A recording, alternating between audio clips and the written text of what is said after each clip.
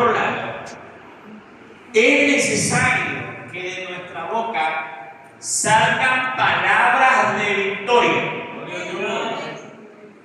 ¿Qué es lo que Dios nos pide para que pasemos al otro lado? Que de nuestra boca solo salgan palabras de victoria. ¿Sabes por qué David derrotó a Goliat?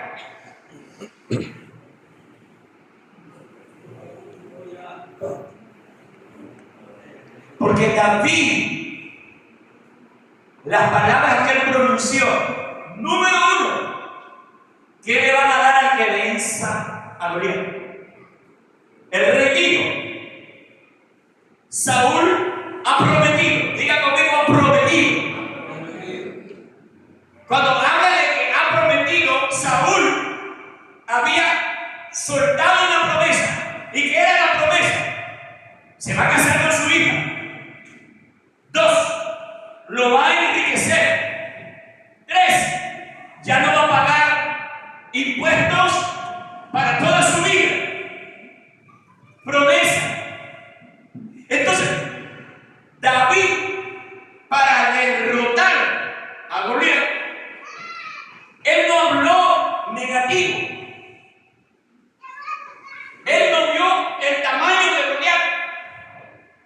Él, lo que salió de su boca, las palabras que salen de su boca fue: si yo he vencido osos, si yo he vencido leones, ¿por qué no voy a vencer a ese incircunciso que viene y provoca a los ejércitos de Israel? Entonces, esas son las palabras que hablaba David, y así fue como derrotó a Goliat. Para que usted, hermano, pase al otro lado, tiene que vencer. Primero le dije no hablar negativo, sino hablar victoria, bendiciones. Número 2, aprenda a vencer cualquier obstáculo. Por ejemplo, temor. ¿Por qué cree que Pedro, cuando Jesús le dijo, ven, y se tiró al agua, comenzó a caminar encima del agua? Porque él confió en la palabra. Pero de repente se levantó el viento, se puso más recio, la tempestad se puso más recia. Entonces, lo rodeó un obstáculo llamado duda, lo rodeó un obstáculo llamado temor, y comenzó la duda y el temor, hermano, lo envolvieron, lo abrazaron y comenzaron a hundir. Si no hubiese estado Jesucristo ahí, hermano, el apóstol Pedro no hubiera quedado como aquel hombre sobresaliente, el cual, hermano, le decía a los hombres que era menester escuchar más a Dios que a los hombres. Este hombre, Dios le puso en el carácter. No hubiéramos seguido escuchando más de Pedro si Jesús no hubiera estado hablando de él. Pero, hermano, tenemos que romper obstáculos. Número 1, la duda. Número 2, el temor. Número 3, nos acomplejamos. Uno de los complejos, hermano, que el enemigo aprovecha en los procesos es que nosotros miramos más grande el problema que a Dios. Y nos sentimos inferiores. Creemos que no podemos. Pero con Dios sí se puede. Amén. Número 3. Para poder pasar al otro lado. Y aquí viene algo que casi a la mayoría nos cuesta. Para poder pasar al otro lado,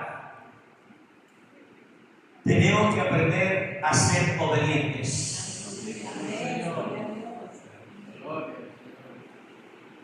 Cuando nos metemos en puntos como este, es un punto doctrinal, es un punto en el cual casi a la mayoría nos cuesta la obediencia. ¿Saben por qué Dios estuvo con Moisés de tú a tú? ¿Saben por qué Dios hablaba con Moisés como quien habla con un ser humano de tú a tú, así de amigo a amigo? Porque una de las cosas que le ayudó a Moisés fue que él practicó la obediencia. La obediencia. Ahora, si yo te pregunto esta noche, ¿tú eres obediente? ¿Le obedeces al pastor Josué?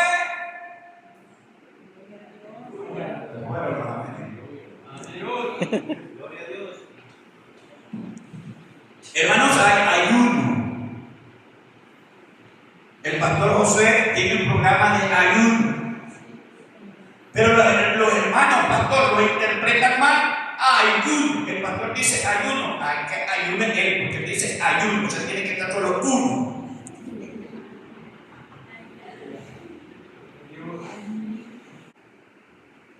Moisés andaba pastoreando las ovejas de su suegro.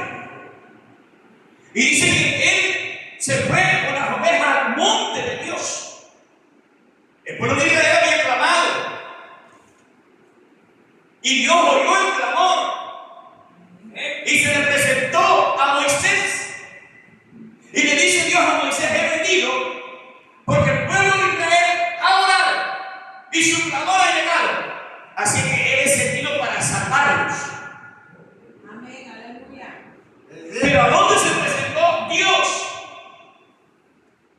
No se le presentó para hablarle a Moisés en una nube. No se le presentó a Moisés para hablarle quizás en una fuente de agua. La Biblia dice que se le presentó en una zarza que toma fuego.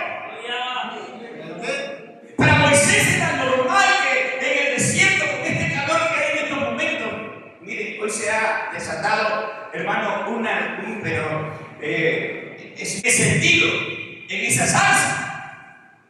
Y la buena noticia que yo tengo es que el fuego de Dios es un fuego, no es un fuego que te va a durar muy poquito tiempo. El fuego de Dios es un fuego que te va a durar para toda la vida. Entonces aquí pone Dios en práctica la obediencia de Moisés. Y Moisés comienza a caminar para ver qué era lo que pasaba. Y mientras él iba caminando, oye la voz. Y le dice: Moisés, Moisés, detente, quítate las sandalias de tus pies, porque el lugar donde estás, santo es. Entonces, hermano, Moisés oye la voz, identifica la voz que era la de Dios, y diga conmigo, y obedeció. Obedeció. Práctica. Obediencia. Usted quiere pasar al otro lado, usted quiere ser libre de esa enfermedad, usted quiere ser libre de esa deuda, usted quiere ser libre, hermano, de cualquier situación. Ponga en práctica el tercer paso, la obediencia. Para pasar al otro lado, una de las cosas que a nadie le gusta es esperar. A nadie le gusta esperar. ¿Y quiere que le diga algo? Una de las armas letales del enemigo es la falta de espera.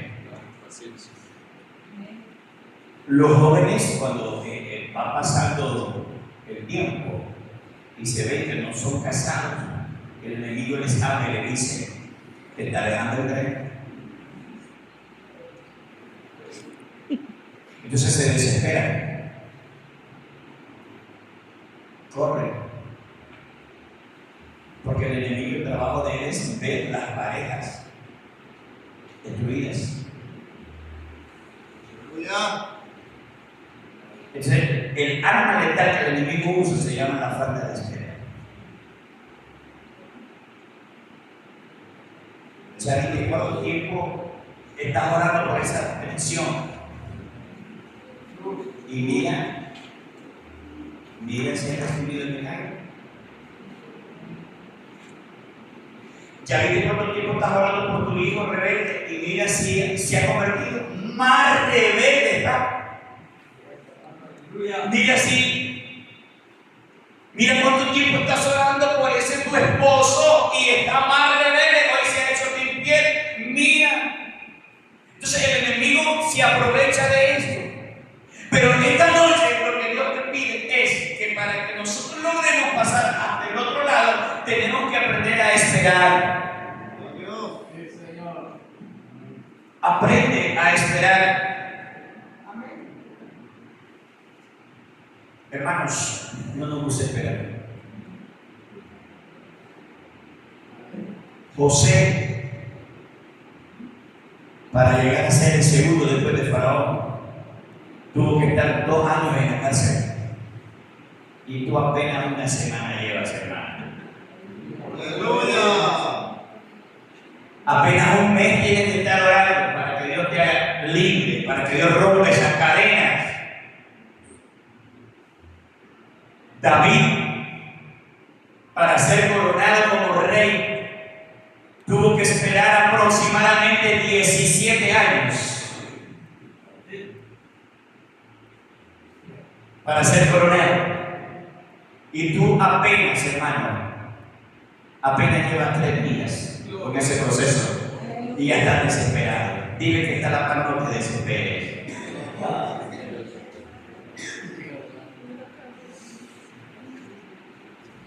Y si yo te cuento cuántas personas hay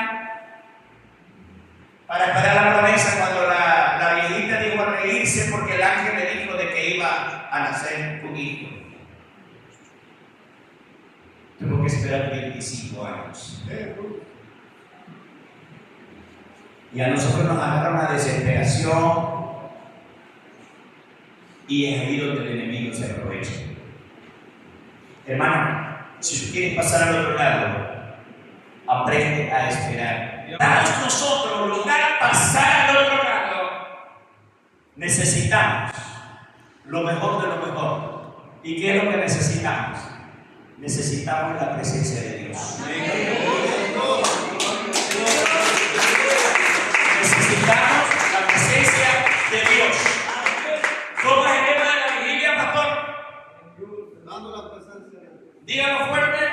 Buscando la presencia de Dios. ¿Lo puede repetir conmigo? Buscando la presencia de Dios. Y cierro este mensaje con este broche de oro. ¿Tú quieres pasar al otro lado? ¿Cuántos quieren pasar al otro lado? Amén. Tienes que, hermano, buscar con ansiedad, con pasión, la presencia de Dios. Anhelemos la presencia de Dios. ¿Sabes por qué? Porque si tú tienes la presencia de Dios en tu vida, si tienes la presencia de Dios en tu vida, y le dije que no esto cerrado.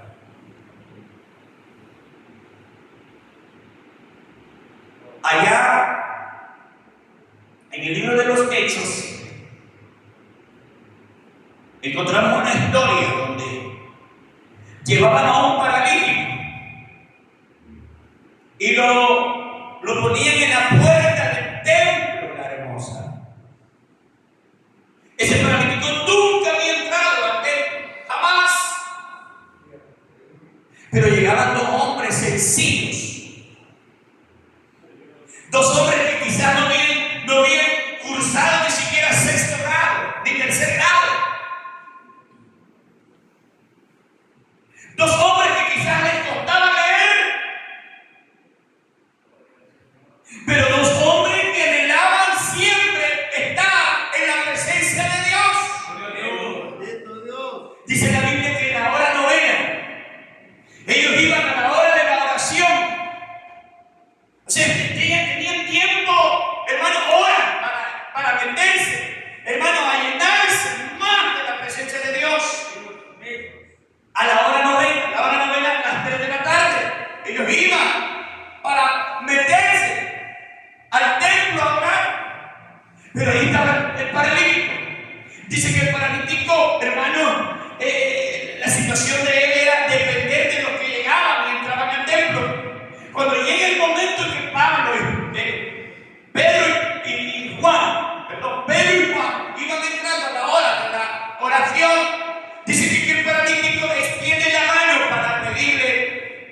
recibir algo de Pedro y Juan. Pero cuando nosotros tenemos la presencia de Dios, aunque esté el dolor ahí, Aleluya. es más fuerte la presencia de Dios. Aunque esté el problema ahí, es más fuerte la presencia de Dios.